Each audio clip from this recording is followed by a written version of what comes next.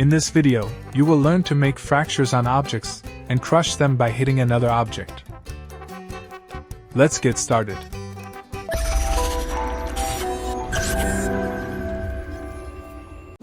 First of all, add a cube. You add or build any object you like. Then select it and go to Object, Quick Effects, and Cell Fractures. In Source Limit part, you can choose how many fractures you want. And if you put the noise on 1, you will have random fractures on your object. And from this part you decide whether the fractures are large, small, or randomly spread. Then add a name for your collection.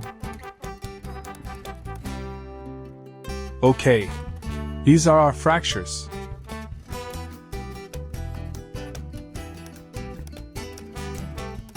Let's just select the base cube and move it somewhere else. Now if you play, nothing happened. So, select all the cube and then go to Physics.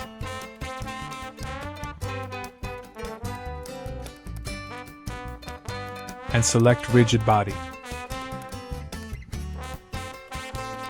Now if you play, yeah, just one of the fractures falls. Select all and then go to Object. In Rigid Body, select Copy from Active. Now if you play, you can see all of the fractures falls. Let's move it up and then add a plane.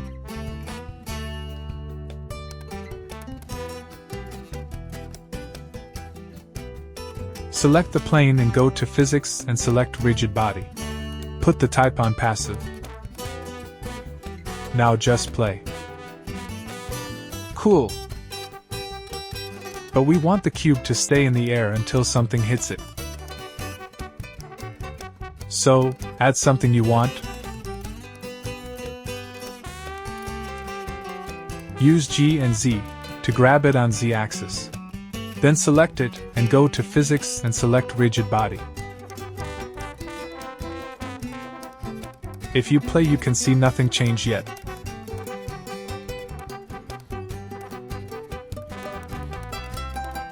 So, select the cube, and in Rigid Body go to Dynamics, and then check the deactivation and check the Start Deactivate. Now go to Object, Rigid Body, and Copy from Active.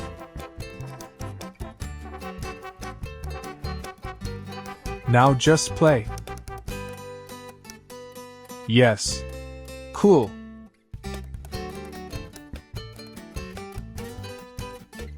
You can see that the cube is left in the air until the monkey hits it and breaks. Cool. Thank you for watching. Please don't forget to like and subscribe. Until the next video, goodbye.